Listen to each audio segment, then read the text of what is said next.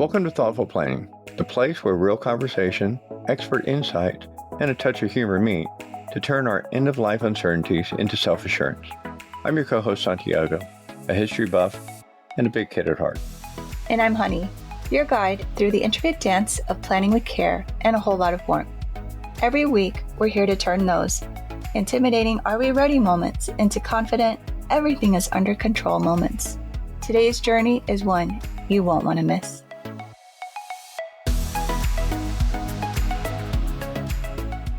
Hi, welcome to Thoughtful Planning. I'm Honey. And I'm Santiago. Before we get too deep in today's conversation, please note that the information shared in this episode is for educational purposes only. So let's start with our essential question. What end-of-life options are available for our pets? And how can we make those choices more sustainable and thoughtful? Great question, babe. All right, so today we're exploring a topic that many people don't think about until they're in the middle of grief, which is what happens after a beloved pet passes away. More specifically, we're talking about aquamation, also known as alkaline hydrolysis, a gentle and eco-conscious alternative to cremation. And before we get too deep again, let's talk a little bit more about this. So aquamation has been around for decades in scientific and medical fields, and it's used for humans and pets, and it's relatively new here in the U.S. It's environmentally thoughtful. Aquamation uses about 90% less energy than the quote-unquote traditional flame cremation. It releases no harmful emissions into the environment. It mimics the natural decomposition process. It's just a little bit faster and cleaner. As of early 2025, aquamation is legal for humans in 29 states. Unfortunately, it's not legal here for humans in Texas.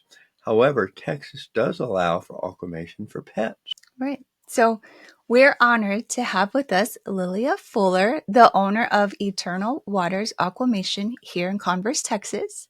Lilia offers this gentle option for pets and their families, and she's helping to raise awareness of how we can be more mindful even in saying goodbye. Lilia, welcome to the show.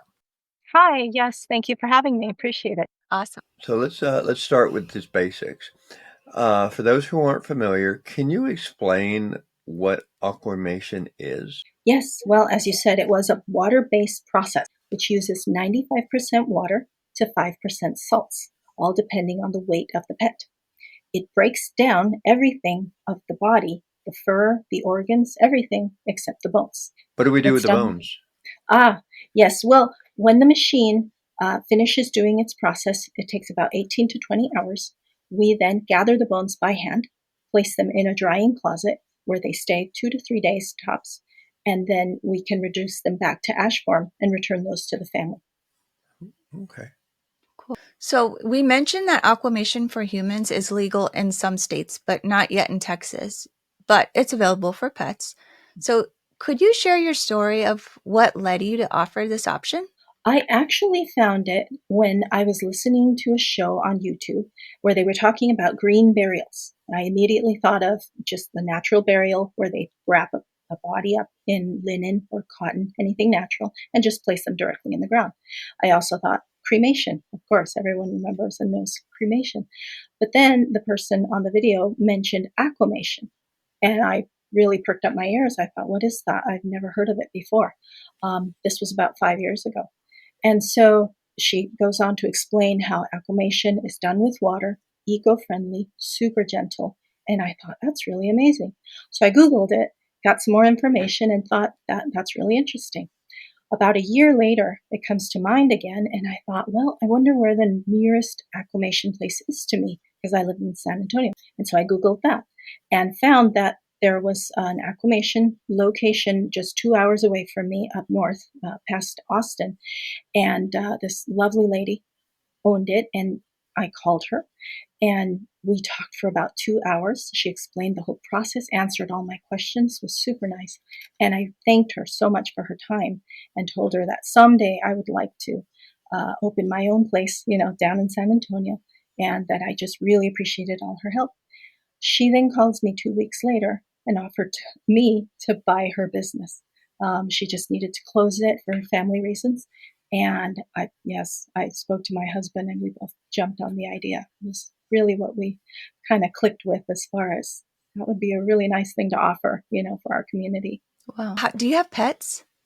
Yes, I have 2 cats. I used to have dogs, but yeah, we have 2 cats now. Okay. We talked a little bit about the process for the pet. Can you talk to us what a pet parent can expect when they use your services from the initial call, and then what happens with the remains of the animal? Sure.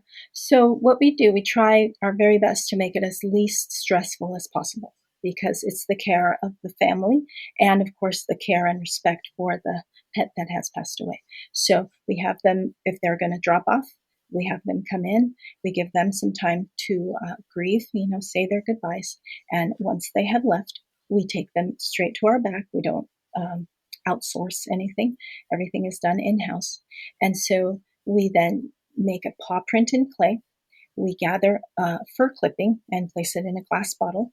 And if it's a cat or a mouse or a bird or any other kind of animal, we might gather their whiskers or gather feathers for them or quills. We've done hedgehogs. And so we gather a little bit of, just keepsakes for each of their pets to make it extra special. And then the pet is placed inside of the machine. Each pet is in a separate compartment, and so their bodies do not mix. And the process then begins. They're placed inside of a stainless steel basket, which has a lid on top that has tiny little holes in it, and the very bottom of the basket has little holes in it so that the water can seep in. As I said, they're in separate compartments. So the water comes in, it already has the salts mixed in, and it just very gently churns the water for about 18 to 20 hours. In that time, it breaks down everything, and then the machine rinses everything one more time, and then we can then gather the bones by hand. Each one has their own tag, and so we can ID every single pet. And then they are placed directly into our drying closet. It takes 2 to 3 days to do that. And once they are completely dry, we can reduce them back to ash form. They're placed inside of a resealable plastic bag, which is then placed inside of a hand-carved wooden urn box, and we gather all of their keepsakes and put them into a nice package with their certificate that the acclimation process was done, and then that is returned to the family. What do you do with the water? The water, of course, is in the machine, and it can be drained directly into the water system because it's completely inert. It's perfectly safe, but it can also be used as plant supplement. So then we collect it into a large container, and then it can be trucked out to a field, anywhere with trees. Some people may want a gallon back, which I have had requests of their own pets process, and then they can add it into a plant or a favorite area in their yard, and so they kind of return them back to the earth, but they're still part of that whole circle of life. When they get that liquid back, like in the gallon, mm-hmm. Is there do you recommend that they dilute it? Like, is it pretty strong that they could just? It can be, yes, it is pretty strong because it is all the sugars and the amino acids, everything naturally, of course, from the body. But where they're going to spread it, you do have to consider if it's going to be a small plant, you might just do a cup size at a time, right? If it's going to be a big tree, you might do a cup, and just slowly return it into the ground. But if it's an open field, then of course you can just spread it out. Do you partner with any businesses or farms or anything like that?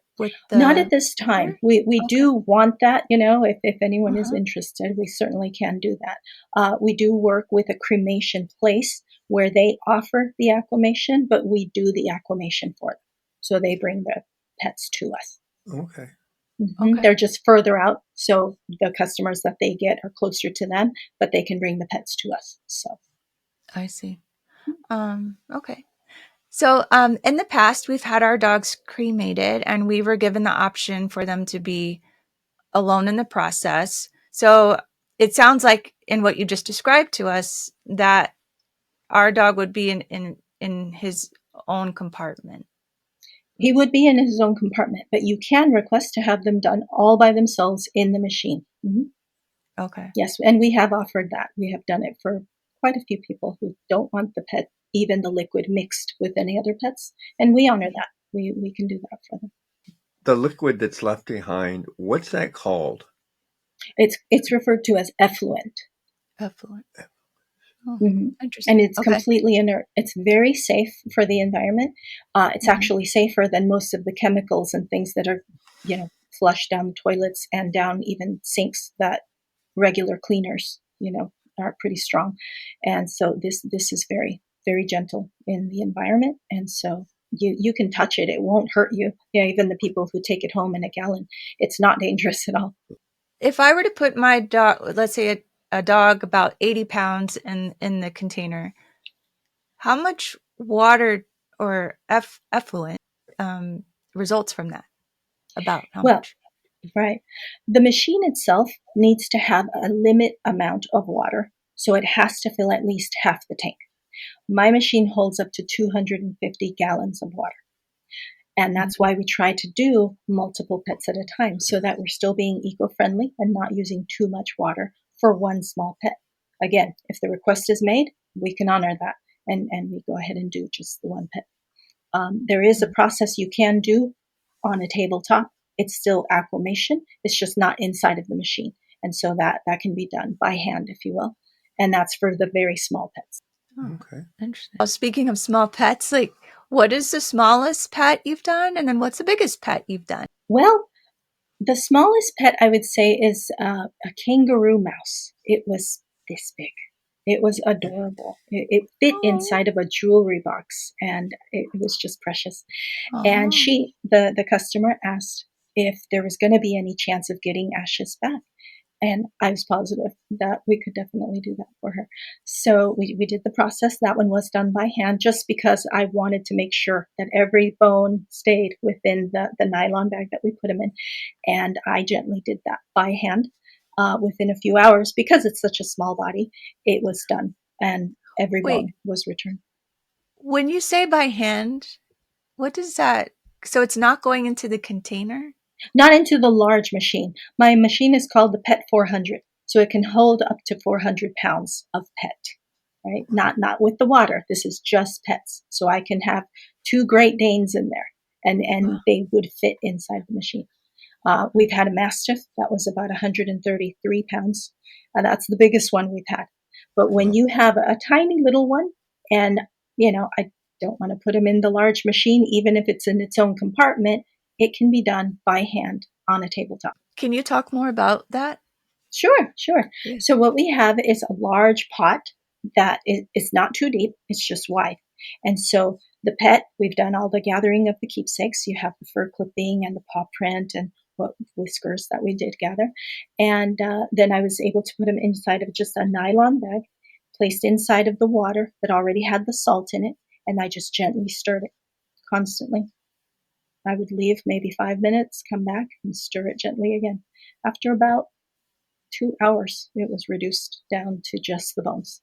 So I was able to place those just on a drying, on a tray, and just let it dry in the same drying closet.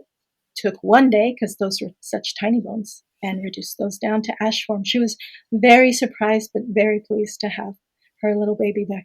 Like I said, so small. Oh, that's interesting. I've never heard about what you just talked about. Yeah. And the other pet that I consider very small, because it just is, if you know what an axolotl is, they call them slime babies or jelly babies. They look like fish. You can Google it. They are adorable. Yeah, it's like a salamander, right? Yes, but they live in water all the time, and they have little gills. They're very cute. Yeah. Looks like a Pokemon. Yes, it does, actually. So we had a customer come in, and she said, I don't even know if you can, but would you try to do an aquamation? And I said, sure. So I looked into, as long as it's a vertebrae, if it has bones, we can do it. So again, I did it because it was such a small little thing. I did it by hand, and we got bones and returned those to her. She was so happy. Wow. Oh. Yeah. That's interesting. So what is I guess you said the biggest animal was Mastiff? Mastiff. Yes, it was a very large dog. Very strong, stocky. Wow. Yeah, we needed a winch to get him into the machine. I was just going to ask, how did you yeah. Very, Yeah, very we carefully. it's like a hammock that I created so that the pet Oh, can lay inside, and then we gently put them into the machine, remove the hammock itself, and then we can just put the lid on there, add the salts, the water then fills, and it starts its process. interesting. Hmm. Oh, so, So, what is the biggest animal that can go in there then? Well, the largest one I've had was that Mastiff, but you Oh, can yeah. fit probably a small pony as long as it's only 400 pounds. Now, they do have larger machines. There is another one called the Pet 550, and so that limit would be 550. But there are larger ones for cattle, for horses, all livestock. Hmm. Oh, well. uh, Do you Yeah. know, is there one close to San Antonio? Not that I know of. If there is another one, it would be in Dallas or Houston, because I know right now there are 3 locations that do aquamation, and yeah, those are the only 2 I know of.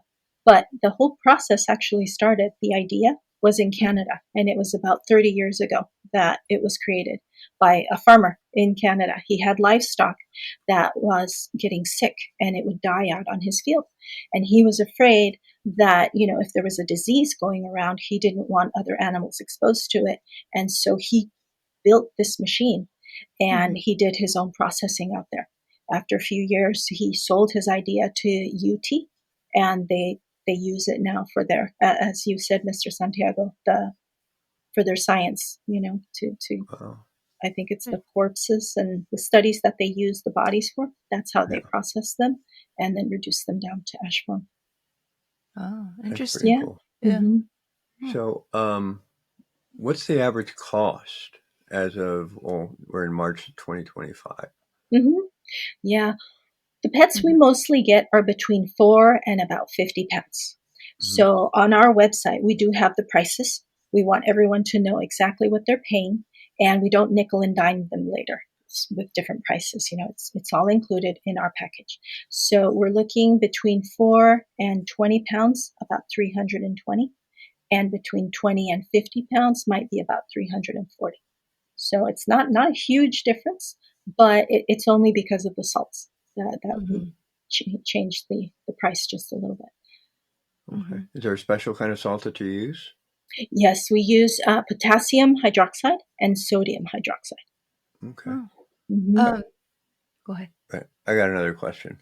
Sure. Okay. So, why Converse, Texas, instead of San Antonio proper or somewhere else? I was just wondering. Right. At the time, COVID was going pretty strong. So I landlords were not, their prices were getting really high Yeah. because they had lost, I'm sure, lots of businesses that had to close because of COVID. And so in our search, we had to just keep going a little bit further out. So we are still right next to San Antonio. We're right off of I-35 and 1604. Hmm. But yeah, it is Converse. But Well, you're talking to a rocket right now, by the way. I graduated from Judson High School, so oh, kind of wow. my old stomping ground, Converse, Oh, how Texas. about that? Yep. So, but yeah, I was just wondering, if it was, the did you run into any, I guess when you were looking, was there any restrictions that any of the cities or the county put on you as far as what you could do in your facility Right. for Well, health reasons or anything like mhm, that? right. As you said, it's most people don't know about aquamation. Yeah, So they had a lot of questions. The cities were concerned about the effluent being put into the water system. And so once we explained that it is inert, that it is completely safe and actually safer than most things that go down the drain from a veterinarian's office, the chemicals, the yeah, medications, all the blood, things like that, that is a little more uh, it needs more cleaning than does our effluent because it is perfectly inert and yeah. so much safer and easy to go in the water system. So, although we had a little bit of delay to open our office because they had all those questions, once we were able to give them that peace of mind, they were like, wow, this is great. So, we're able to open our aquamation place anywhere that a veterinarian can have an office. Okay. Yeah, so we could be in the city, which we are in the city of Converse, but you do not have to be in the outskirts, in the warehouse areas, as a crematorium would be because of the fire and the smoke, that's constantly coming out. So ours being so eco-friendly just needs to have a good office with water supply, because of course we need to fill our machine. So going back to the bones, then did you say that doesn't use fire for those bones? You crush them by hand, or They're very soft. The combination of the salts and the water, as they gently break everything down, they actually soften the bones so much that is why we gather them by hand, because they are very, very soft. And so we place those on a tray very gently all across so that they are in one layer. And so they dry evenly. And then you can, when they're completely dry, just press on them and they turn into powder. But there are the longer bones, the part, say, of the femur, that center part that is a little bit stronger, that we do have to break down. And it's inside of a cremulator, which basically just breaks everything down into powder form. Do you partner with veterinarians so like, for example, when our dogs passed, we went to our veterinarian here in Boerne, and then, we said our goodbyes, and then they had another business come in and get our dog and then do the cremation. And then then we were called whenever, our dog was brought back to the office. Mm-hmm. So do you partner like with other offices or people, like, or we would have to get our dog to you? Or is there like a special like vehicle that transports the dogs? Like, is there Mm-hmm. like a outsourced company or something? Right. That depends on the veterinarian. We do try to partner with veterinarians. Most of them do have a contract already with the crematorium. So when a pet is brought in, whether it's a euthanasia or they have died and the pet owner brings in their pet, the veterinarian usually just takes care of it through their contact. We have tried to make contracts with them, but like I said, they've already had their contracts with their crematorium, and they do get some money from that. We can't match that right now because our whole thing is about being eco-friendly and being cost-friendly. For me, when I lost my pet 8 years ago, I couldn't afford cremation, and she was this big. She was small. And so she was a Chihuahua. And at that time, for me, I couldn't afford to have her cremated. So when we decided we were going to do this process, offer this service for the community, I wanted to make sure that our prices were something normal people could reach. So we don't make it about the money. We make it about being there for families. And even if they have to make payments, we allow that because we want them to have their family member back. And so we offer that for them. The veterinarian does want you to use their system. It is quicker for them, easier, but this is your pet. So you have the say of what happens to them. Some veterinarians are very nice and they will hold the body and we can come pick them up. So as long as we have that permission from the owner and that the veterinarian agreed to hold the pet so someone else can come pick them up and do their own process, that's perfectly fine. But you do need to ask them and just request if they can hold the body. Of course, you can just bring your pet to us. There's no charge for that. We do charge if there is a pickup, and that's just to and from the location. We charge mileage. And so it is possible to have you bring them, save that cost as well. But some people don't want to, carry their body to another location. So they have us pick up at the veterinarian's office, and we can either have them pick up the ashes from us at our location, or we can return them to the vet's office. Yeah, I mean, I think that if more people, when they find out about this, especially in the San Antonio area, I pay a fee to have you pick them up, or maybe take them on one last car ride. Mm-hmm. Well, that's a good point. Yeah, Like, if we were to take a car ride to your place, you don't do the no, but I mean, right. if he passes, you know, I don't want to think about text passing, but if when that time comes, of course, we go to the vet and if it was that time for him, uh, I think I'd rather do it myself and take him. And that's just me, like take Okay. him on one Yeah. last car ride, I see what you're saying. and say, Mhm. we're going to take you to your final resting place, baby, and Mhm. get him there. For some You people, know, that's exactly what they need. They need that last goodbye. They talk to them in the car, or it's their tribute to taking care yeah, of them up to the end. Other tear people, up thinking about it. yeah, other people cannot, and we understand. So that's why we say it's the least stressful as possible. If you need us to pick up, we can certainly do that for you. Interesting. I mean, even if we were to talk to our vet and say, look, this would be an option that we would pay for, and I know you probably get a kickback from the dudes that cremate the pets, but charge it like $50 or whatever extra, and do what we want to be done with our pet. Yeah. You know what I mean? Yeah. The more You know? people that know about it and request it from their veterinarian, I think the more it'll be known, because we have customers almost every day come in and they've never heard of aquamation. They happen to Google it, not aquamation. They Google, how to take care of my pet that just passed away. Just keywords, of my pet died or things like that. And we come up and they're like, well, what's aquamation? And then they come to us and they're like, I'm so glad I found you. This is just so much more gentle. It's eco-friendly. A lot of them even just say, my dog loved water. It just seems more appropriate yeah. for us to send them away that way. So, Aw. it's different reasons, but it's always the gentleness, the water, the care, and of course the respect that we give them, because every pet is seen as a family member. It is not just an animal to us. Every one of them is very special. Yeah. Well, right before we got here, he was asleep on my lap, just chilling.